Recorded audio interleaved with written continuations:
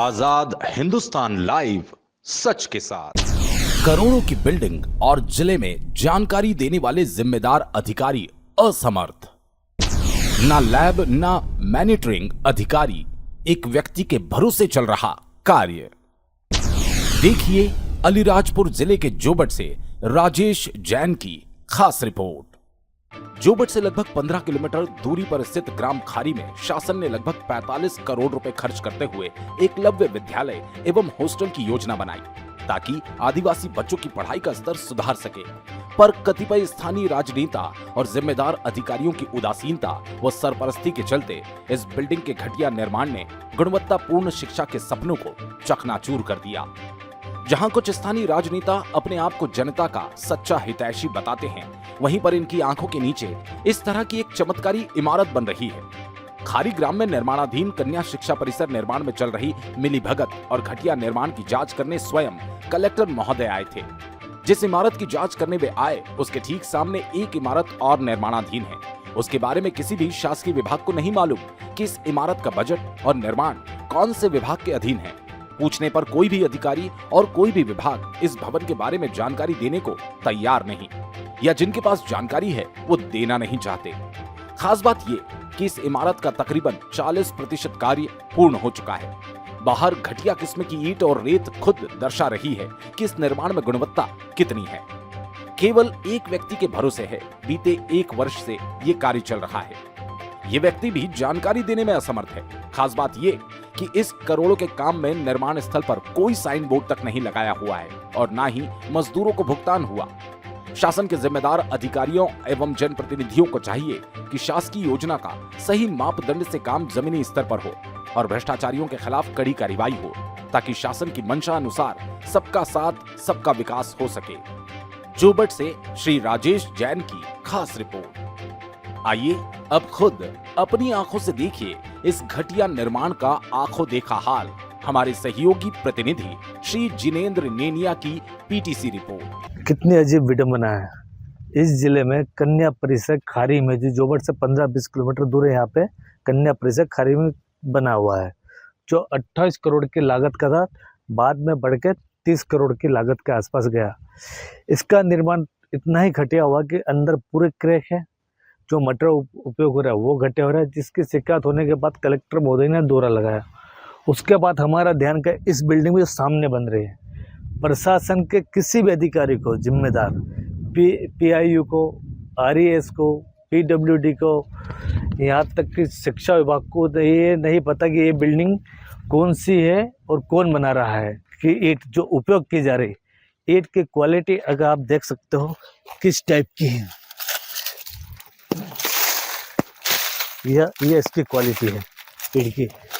इसकी जानकारी social media के माध्यम से स्थानीय युवक द्वारा, जबकि करोड़ों की बिल्डिंग है, बाहर के ठेकेदार आके करते हैं। यह गांव में काम इसलिए करते हैं ताकि यहाँ पे किसी के पास ये जानकारी पहुँच नहीं पाए। यहाँ के एक जागरूक युवक जो बीएससी करे हुए चौहान साहब, इन्होंने मुझे इस पूरे मामले बताया। चौहान साहब, क्या है पूरा मामला? ये जो एकलव्य बिल्डिंग बन रहा है, यहाँ पर जो रेत का प्रयोग हो रहा है, पूरी मिट्टी से भरी रेत है। 50% इसमें मिट्टी, 50% से ऊपर मिट्टी वाली रेत पाई जा रही। इसमें ईंटें इस प्रकार की उपयोग किया जा रही है जो मतलब टिकी नहीं, टिकाऊ नहीं है, अभी भी टूट टूट के जो ईंटें जा रही है, ऐसी ईंटों का प्रयोग किया जा रहा है। इसमें जो निर्माण हो रहा है उसमें कई जगह दरारें हैं, जिसको रिपेयर के माध्यम से वापस सोल्व किया जा रहा है। यहाँ के जिम्मेदार लोगों को पूछा जाता है, यहाँ पर इंजीनियर आता है, उससे पूछा जाता तो यहाँ की जानकारी देने से इनकार कर रहा है कि हमारे को कोई जानकारी नहीं। और यहाँ पर बोर्ड भी नहीं लगा, यहाँ पर किसी प्रकार का कोई बोर्ड नहीं लगाया गया है कि कितने की लागत का ये बन रहा है और किस प्रकार निर्माण कार्य हो रहा है, किसी प्रकार की किसी को कोई जानकारी नहीं दे रहे हैं। ये बताओ, ये हमारे साथ कुछ ग्रामीण जुड़ गए, ये रेत का उपयोग हो रही है? ये इसी बिल्डिंग में यूज की जा रही है। पिछले 6 महीने से ये कि इसमें की रेत, जो मिट्टी से भरी रेत यूज की जा रही है, इस ये रेत का इस्तेमाल किया जा रहा है इस बिल्डिंग बनाने में। इसे रेत कह ही नहीं सकते हैं, ये तो एक प्रकार की मिट्टी है। मैं भी कारीगर विभाग से हूँ, मैंने भी काम किया है कि रेत कैसी होती है। आप देखो, इसमें कम से कम 80 से 70% इसमें मिट्टी है, रेत तो है ही नहीं। देखो सर, ये जैसा अपन इस दीवार को अपन देख रहे हैं, ये देखो पूरी तरह से हिल रही है, पूरी तरह से हिल रही है। कोई मजबूती नहीं है सर, इसमें कोई भी नहीं है। देखो आप जरा सा हिलाने पर ये गिर रही है दीवारें। ईंट की हालत है ये। गांगड़े जी आओ, आप तो कारीगर हो गांगड़े जी, आप तो ईट की हालत देख रहे हो नहीं आप पे मैं सब जानता हूँ, हैं? तो गांगड़े जी जानता हूँ ने मैं हर चीज मैं क्या? 72 साल की उम्र हो गई ये है। देखिए ये ईट की क्यों गांगड़े जी 72 साल की उम्र में देखो, ये देखिए पास पे से लीजिए और वाह ये ईट ये कोई ईट है।